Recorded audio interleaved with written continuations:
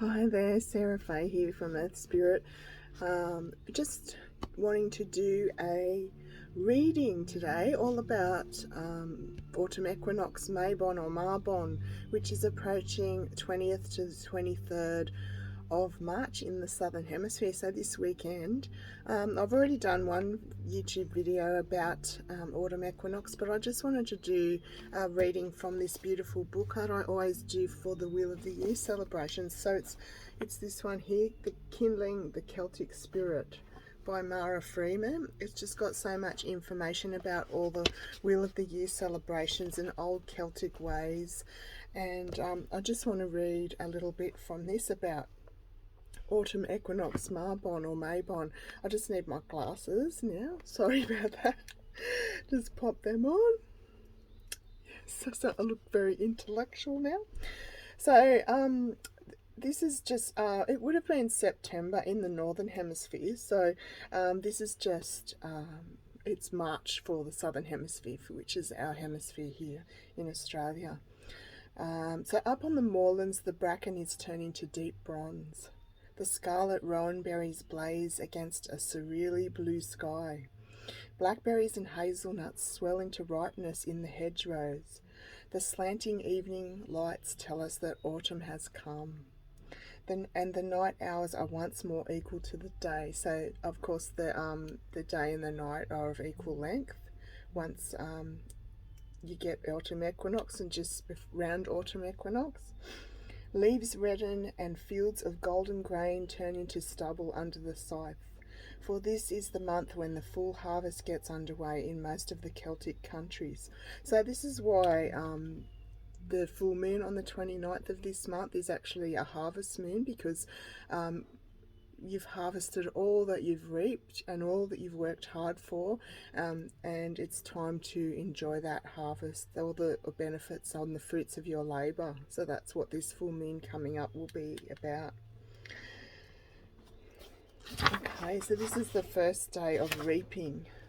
The day the people began to reap the corn was a day of commotion and ceremonial in the townland. So it would actually be a celebration when they were actually harvesting the corn and grain or whatever they were growing in that particular town. The whole family repaired to the field dressed in their best attire to hail the gods of the harvest. So they would actually hail the gods of the harvest to help with their harvesting and to help bring in a good crop. Laying his bonnet on the ground, the father of the family took up his sickle, and facing the sun he cut a handful of corn. Putting the handful of corn 3 times sunwise round his head, the man raised the reaping salutation.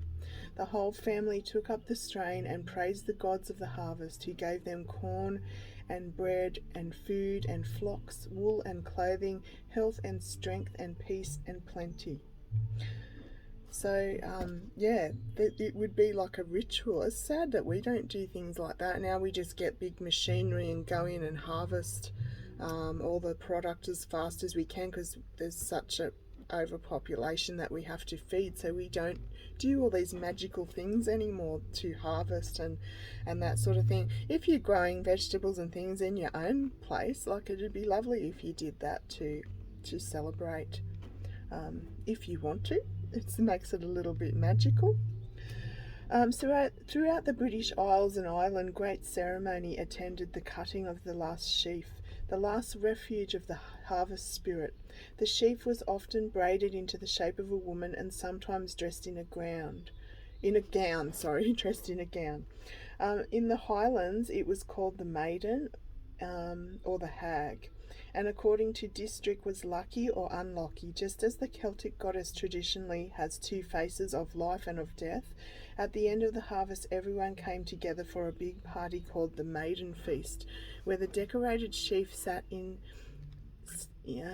state and was offered the toast. "Here's to the one that helped us with the harvest," they would say. Afterward, it might be hung in the farmhouse for good luck throughout the winter, or ploughed back into the earth the following year, so giving it back to Mother Earth.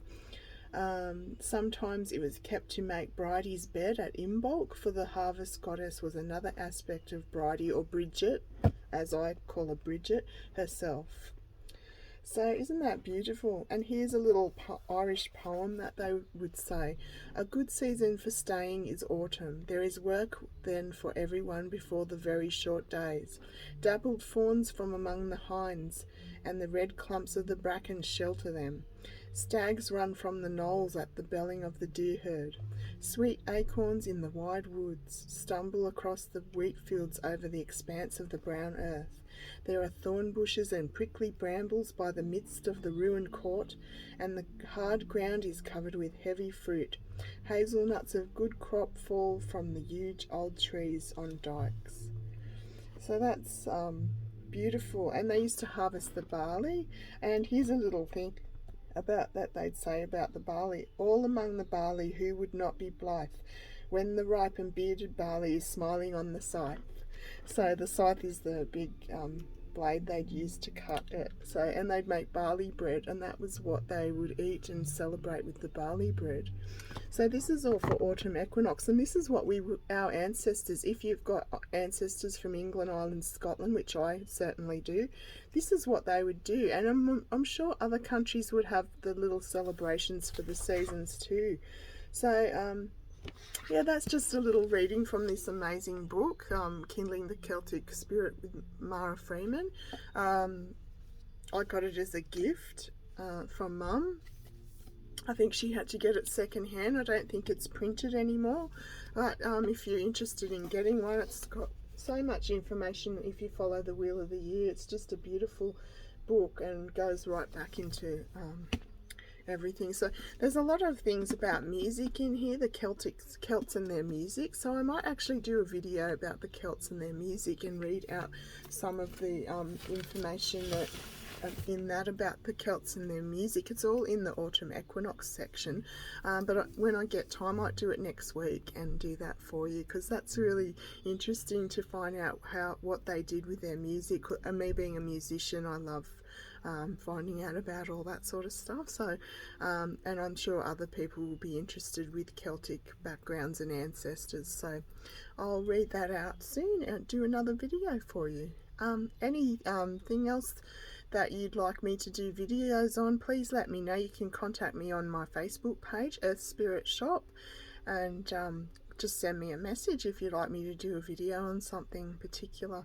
Okay, otherwise I'll just keep doing them on whatever comes to me. So have a great morning or afternoon or night or whenever it is that you're watching this, and thanks for connecting. Magic and blessings to you all. See you. Thanks so much. Bye.